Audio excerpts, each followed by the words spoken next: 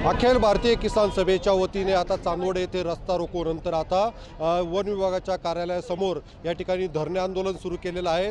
आपण पाहू शकतात का इथं जवळच मुंबई आग्रा महामार्ग जो आहे तर तो असून याच ठिकाणी याच्या लगत या ठिकाणी वन विभागाच्या समोर या ठिकाणी धरणे आंदोलन आपल्याला या ठिकाणी महिला आणि पुरुष मोठ्या संख्येने बसलेले दिसत आहेत। आणि या ठिकाणी जर बघितलं तर विविध मागण्यांसाठी या ठिकाणी आता धरणे आंदोलन सुरू झालेलं आहे।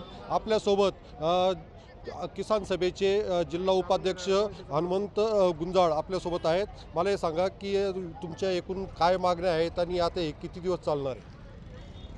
आमच्या मागण्या या एकदम प्रामुख्याने आमच्या ज्या मागण्या आहे, वनजमिनी सातत्याने पिढीपासून आम्ही जमीन करतोय। त्या जमिनीचा 2008 पासून त्याची अंमलबजावणी सुरू झाली, कायदा झालेला आहे, पण ती आतापर्यंत ती जमीन नावावर झालेली नाही। ती जमिनीचा सेपरेट 7/12 आणि ताब्यातली असलेली 4 हेक्टरची मर्यादा जी जमीन आहे ती जमीन जोपर्यंत नावावर पूर्ण होत नाही तोपर्यंत आम्ही जाणार नाही।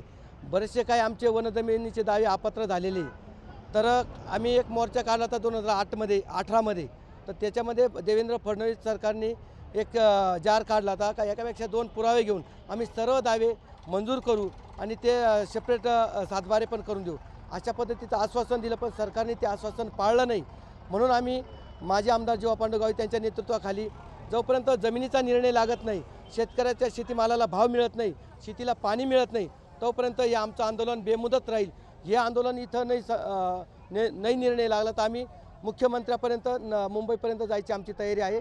तशी आमची बैठक पण झालेली आहे। एकंदरीत पाहता जर सरकारने आमच्या मागण्या मान्य नाही केल्या तर थेट या ठिकाणावरनं मुंबईपर्यंत हा मोर्चा जाऊ शकतो।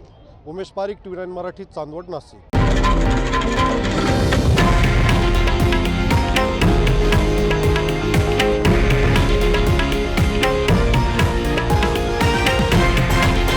हे आहे देशातील नंबर 1 न्यूज नेटवर्क आणि आपण पाहत आहात TV9 मराठी, एकमेव।